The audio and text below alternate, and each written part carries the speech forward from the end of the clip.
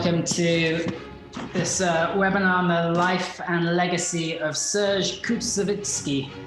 As we're talking about conductors' legacies, it probably is appropriate to take a moment to just acknowledge the news from Gary today about his retirement at the end of the 2022 season. I'm just really excited for that season to celebrate his achievements and his contribution to PCSO. He's actually not here today. He's, I think, at a memorial service, but I'm sure we'll have plenty of opportunity to celebrate him when we're all back together. This webinar actually follows on from Gary's interesting webinar on Clara Schumann last time. Because Koussevitzky actually had an incredibly amazing access to many of the most influential composers and performers of his time, just like Clara did a few decades before. So I'm sure some of you already have a degree of familiarity with him.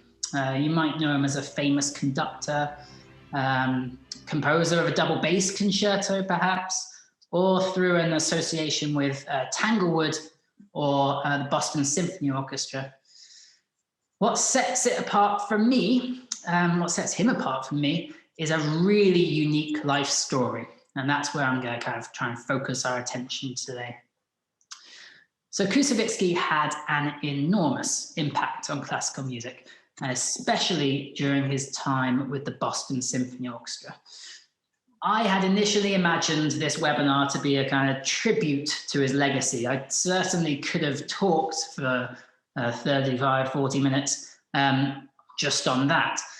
But as I researched his life, what became clear to me is that this story is just far more nuanced and fascinating than the kind of tale that's usually told of Koussevitzky just being a champion of contemporary music.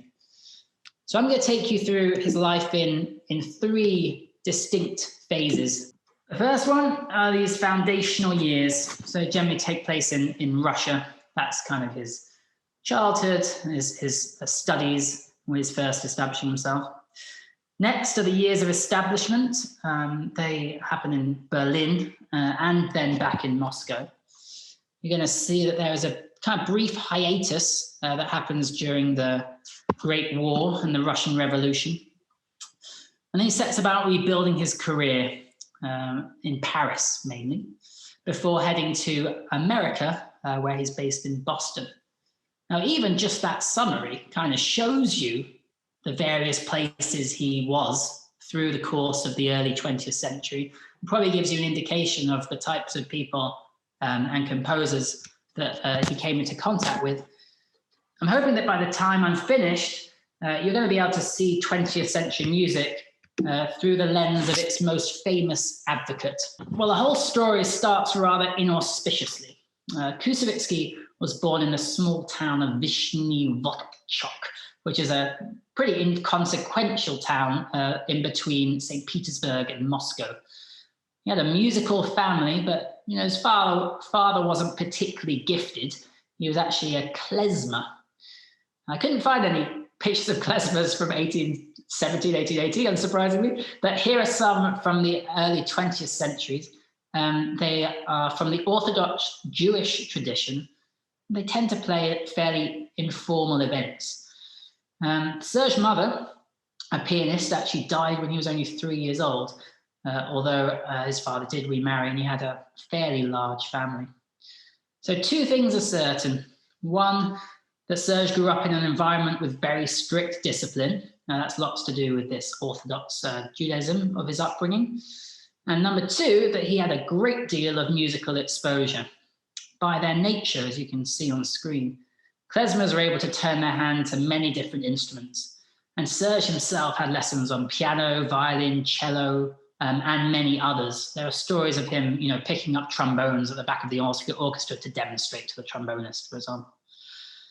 He was sufficiently encouraged by his musical successes that he escaped his father and went off to pursue a career in music. He actually left from Moscow when he was only 17 years old. So Serge arrives in this city, and legend has it he had not a farthing in his pocket. Turns up at the Moscow Conservatoire, as you do if you want a career in music, and he says, "Let me in, please." Unfortunately, he was unsuccessful. He was too late. He arrived in the fall, and he was told to come back the following spring. So undeterred, he crosses town and went to the other music school in Moscow, which at the time was called the School of the Moscow Philharmonic Society. And he does exactly the same thing again. He walks into the principal's office and said, "Hi, please can I study here?" It took a lot of persuasion, but the principal kind of finally yielded and said, "Sure, feel free." There was one condition though, as with no money, a place could only be granted if Koussevitzky was to study an underrepresented instrument. I think his options were trombone, piccolo, or double bass. And that's how he became a double bass specialist. Didn't matter to Koussevitzky. What mattered was that he was in and he had effectively a free education. It was actually a really excellent education. His double bass teacher was principal of the Bolshoi Theatre. And by everyone's account, Koussevitzky made extraordinary progress in a very short amount of time. So as early as 1892, he met Tchaikovsky for the first time. He actually played with Tchaikovsky. He played his own arrangement of the Andante Cantabile, accompanied by the composer at the piano. So accounts say that he was only 18 at the time, so he probably only had a year of instruction on the double bass, and there he was playing to Tchaikovsky. So things are working out quite well. Next, Koussevitzky gets awarded a place at the Bolshoi Orchestra, and within about 3 years, he moves from the last stand up to third chair. In 1901, his old teacher dies, so he gets given the principal bass job at the Bolshoi Theatre, and he also takes on his teacher's job at his old school. He marries his first wife, who's a ballet dancer, and sums it up as, "We are poor, but we have our art and we love each other."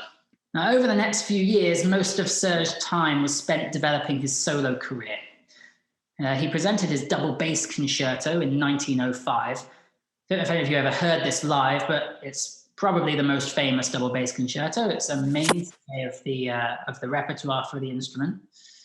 So rather than play the orchestrated version, here's a very interesting clip played by Koussevitzky himself. It's actually one of the few recordings of his that exists. So here it is, the opening the second movement of Koussevitzky's bass concerto.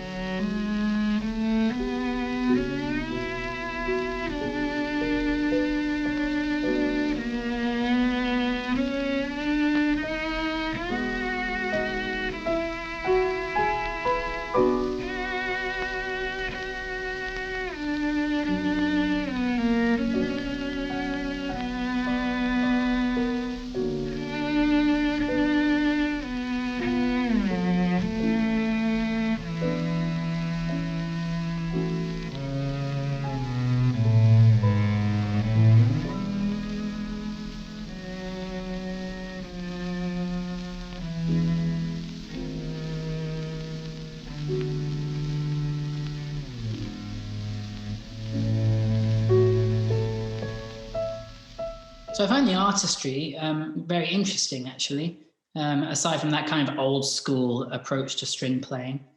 It's as if he's kind of completely undeterred by the nature of the instrument. So over this period, Koussevitzky gains this reputation as this bass virtuoso, and his standing in Russian social circles kind of starts to improve. But he also drifts away from his first wife. They separated, and shortly thereafter he marries Natalia Ushkova. Now this is where I think the story gets really interesting, because this was a really transformative and hugely important moment. As Koussevitzky was getting, in addition to a new wife, the effective control of a huge fortune. Natalia was the daughter of a very, very wealthy tea merchant. I think on the year they married, the business was grossing 38 million Russian rubles. That's the equivalent of about 2 billion in our modern day currency. And as Moses Smith, who is a Koussevitzky biographer, puts it, the lavishness with which this fortune was placed at Koussevitzky's disposal and with which he used it made his life thereafter resemble a fairy tale. So Koussevitzky resigns from the Bolshoi Orchestra. In fact, he sends a really rather scathing resignation letter about the artistic conditions, and about not being paid enough, and about being worked too hard. Perhaps that would have been a braver thing to do were he not now a multi-millionaire. But regardless, he and his wife pack up their things and they head to Berlin to pursue greater things. So we're moving into a real key period, these kind of like years where he establishes himself. 1905, and he's in Berlin, which is really the center of the European musical universe at the time. And the Koussevitskys waste no time in mixing with the right circles, so to speak. They're actually really living the high life, and they entertained lavishly from their very luxurious apartments. Guests included the likes of Chrysler and Godowsky and many others. I mean, you can kind of conjure this image of these like soirees where these wonderful performers are all swinging by to, get the violin out. Now this move the move to Berlin, also sparked Koussevitsky's interest in the art of conducting. He actually made his debut in 1908, but he'd been preparing in private for at least the preceding 2 years. His method of preparation was actually quite interesting too, and it's summarized here by one of his contemporaries, Arthur Lurie. He worked independently. He studied the technique of conducting exclusively from living examples. He attended the concerts of Nikisch, Mahler, and Weingartner, and followed their performance from the score. This he regarded as the equivalent of practical lessons. Having learned a score, he made some pianist play it in accordance with the plan which he himself intended to adopt.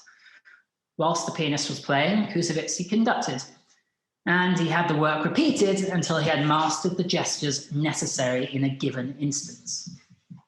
So having learned this technique, Koussevitsky then hires his own ragtag group of musicians on which to perform it. Well, not perform it, actually just kind of like play in private so we could learn how to conduct it.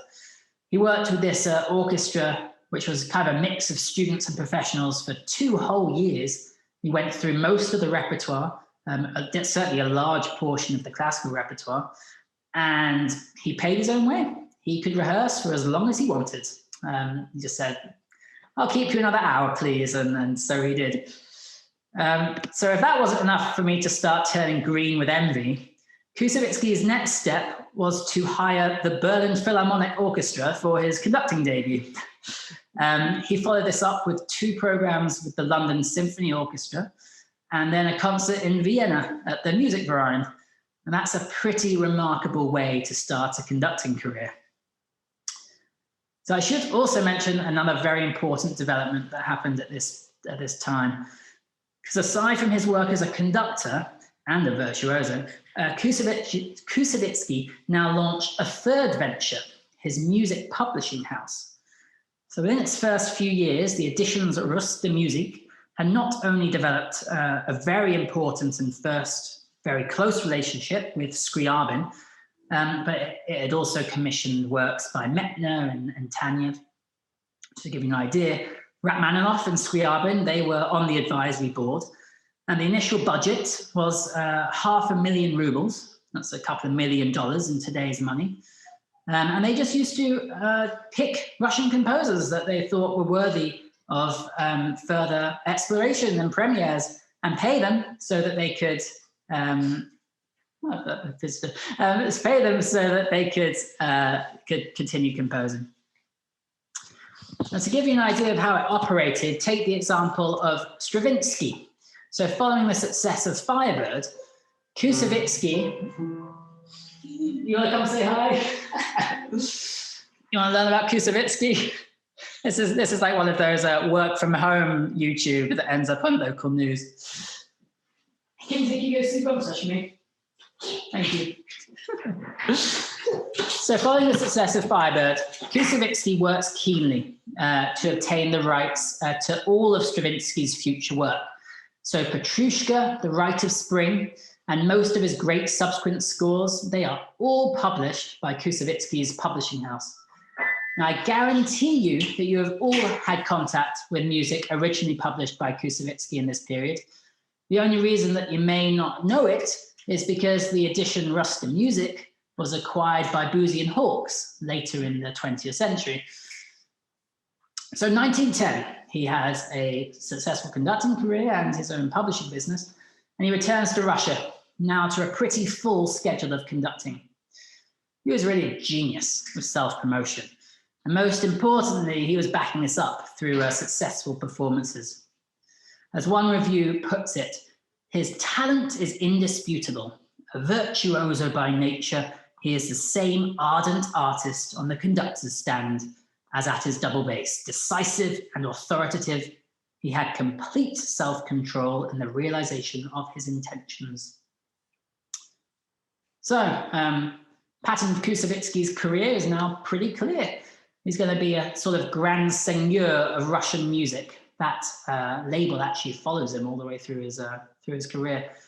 A career of conducting and publishing, and then both interlocking and aiding each other quite legitimately. This pattern continues for several years, and honestly, I could go on with some pretty amazing stories. Debussy came and stayed as a house guest, and during that time, that's when Debussy kind of discovered his own kind of unique harmonic language. There were fallings out with Scriabin and some other composers.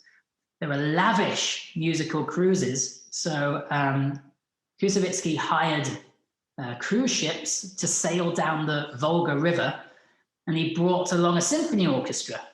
He also brought along some of the kind of the most famous virtuosos of the day, and they just gave a concert every night to these adoring fans that joined them on this cruise. Everything's going great, obviously, but it's all about to come crashing to a halt because it's 1914. You kind of know what happens next. Obviously, this is a very challenging time. Koussevitzky actually led the charge, maintaining classical music performances, but this really became increasingly difficult. By 1916, it was really almost impossible to continue symphonic concerts. His career, therefore, was put on a brief hiatus. Remember, he was living in Moscow at this time. With the Russian Revolution, things got worse. Food was scarce. Most of the kind of like wealth he had at his disposal became property of the state. And although Koussevitzky enjoyed some privileges due to his reputation, it became pretty clear that he wanted to leave Russia. Late in May, taking with him what he could, his wife and they left Moscow. The obvious destination was Paris. From here, he set about rebuilding his career and rebuilding his publishing business. It was a good spot to do that from. He organized this festival of Russian music. You can actually see a poster for that on the screen. It's from Paris in 1921. Before long, he was back in the big time, conducting one of his first most important premieres, which was the Symphony of Wind Instruments by Stravinsky with the London Symphony Orchestra. This performance actually led to a bit of a rift between Koussevitzky and Stravinsky. It didn't last very long, but they fell out over it. Stravinsky felt that Koussevitzky was not obeying his intentions properly, that he wasn't just sticking to what was on the score, and that he was being too expressive and putting too much interpretation in. This was the period where Stravinsky was incredibly particular about how he wanted everything to be played. Actually, the falling out with Scriabin followed similar lines. This is perhaps the first example of that philosophical debate amongst conductors. How much of the music do you just try and recreate according to the composer's intentions versus how much do you make it your own interpretation? Koussevitzky definitely came down on the latter side of that argument. So Paris thrust Koussevitzky into even more contemporary music, an even more diverse group of composers, commissioned and premiered Ravel's orchestration of pictures at an exhibition, as well as works by Honegger and Milhaud and Lessis. He also met Copland for the first time, who was a student of Nadia Boulanger at the Paris Conservatoire. So his career is re-established, and these offers from America start to come in. Offers of a permanent position, a permanent music directing position. There's talk of a Cincinnati Symphony, but it was Boston that Koussevitzky set his heart on. One of his idols was this Nikisch, who was now with the Berlin Phil, but previously was director of the Boston Symphony Orchestra, and he had a clear idea that that's where he wanted to end up. So the trustees come over, meet with him, and they offer him the position, and the deal is pretty easily struck. On September the 4th, 1924, he boarded the Aquitania and sails for the New World.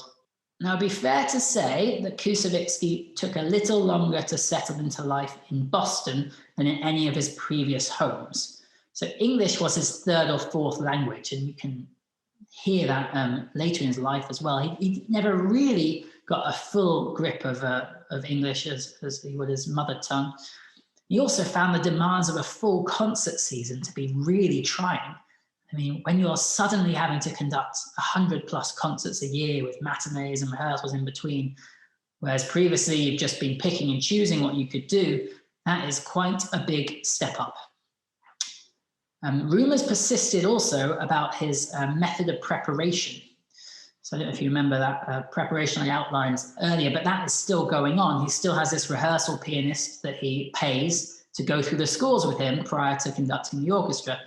This pianist, who's a guy called Slumninsky, actually is referred to in the New York Times as the man who taught Koussevitzky to read scores. And of course, that's very unfair. But at one point, it seemed likely that Serge would not return for a second season. What a different musical history that would be. Return he did, though. And over the years, he worked with the trustees, the unions, and the musicians to consistently raise standards. It really didn't take long for him to make his mark. By about his third season, he was considered an equal to Toscanini and Stokowski. His contract had been extended indefinitely, and audiences were flocking to his concerts. Just an interesting note here. So this period at the early stage of his tenure with Boston, you had Toscanini in New York, you had Stokowski in Philadelphia, and you had Koussevitzky in Boston simultaneously. It didn't last for that long. Eventually they went off and did different things. But what a trio those three are. And those three are probably the reason why those three East Coast orchestras are so highly regarded. Koussevitzky was a very particular rehearser, and he certainly kept his musicians on edge. But as his English improved, so too his rehearsal technique. Here's a little clip of him in action. This is about 1943. Bit of a rehearsal, and then you'll hear the Boston Symphony. I think this is Scheherazade. But the best measure of America's newly found musical maturity, as well as its wartime prosperity, is in the healthy state of some 200 U.S. symphony orchestras. Perhaps the greatest of these today is the Boston Symphony, brought to near perfection by constant rehearsals under its famed conductor, Dr. Serge Koussevitzky.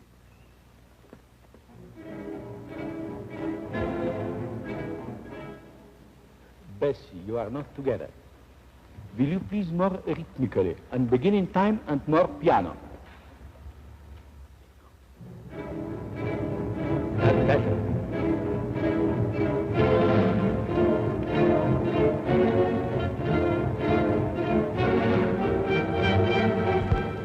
I would like to ask you, gentlemen, the crescendo more, the whole orchestra, more crescendo, and then subito piano. Will you please again the same story? Piano.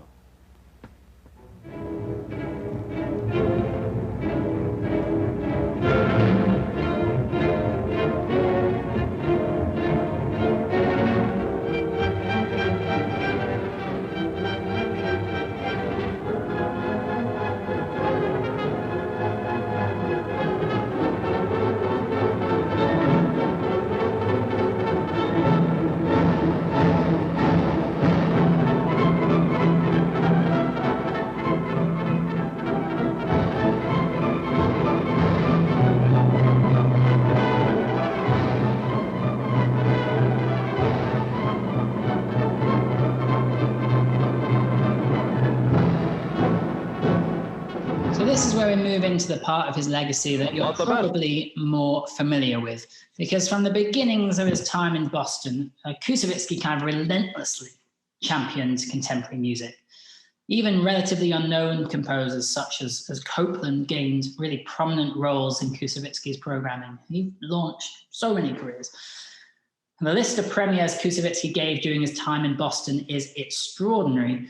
I've listed just a few notable examples on screen, but you can go on the Boston Symphony Orchestra website and it goes on for pages. Koussevitzky. Now, equally impressive is the number of works by American composers that he programmed. Barber, Copland, and Gershwin, they were the most notable beneficiaries. He didn't always pick the next kind of like big thing. There are definitely some misses along the way, but he had this incredible nose for talent. So you can see a picture on screen of him with Copland around that time. So as Koussevitzky became more comfortable in his career and his environment, he really began to give more and more to the musical life of the United States. He not only founded Tanglewood, but he worked tirelessly to ensure it would become perhaps the most successful and famous summer festival. He played a real lead role in fundraising. He planned and helped in the construction of new facilities. And then in 1940, the growth of the education program, which obviously now Tanglewood is very well known for. In fact, the Koussevitzky Prize is still awarded to the most promising student conductor. I think Tilson Thomas even won it one year. It's not given every year, only when they think it's really worth it. So here's a clip of Koussevitzky in full flow conducting at Tanglewood. You're also going to see some early footage of Tanglewood, of the Tanglewood Festival. By this point, I think Koussevitzky just oozes authority. He has a command of gesture and a musical understanding that is clear for all to see.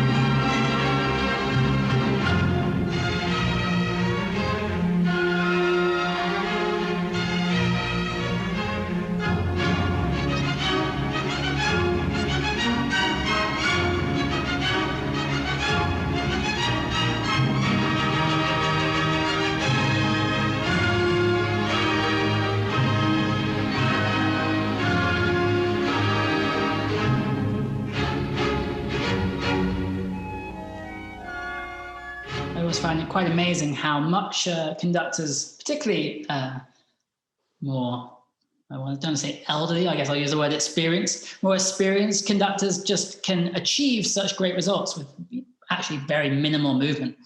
Every gesture he does has a very clear meaning and has a very clear impact.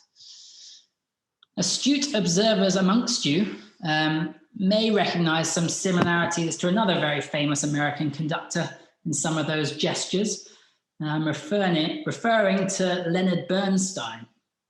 So Bernstein, Koussevitzky quickly recognizes his talents. He gives Bernstein several opportunities to conduct the student orchestra. Bernstein actually said that he owed everything to Koussevitzky, who, as he describes it, imparted him a feeling for playing the orchestra as one plays an instrument. If you'd like to do some more reading on this, there's a website called the Bernstein Experience, which sounds like a theme park, but it's actually really interesting.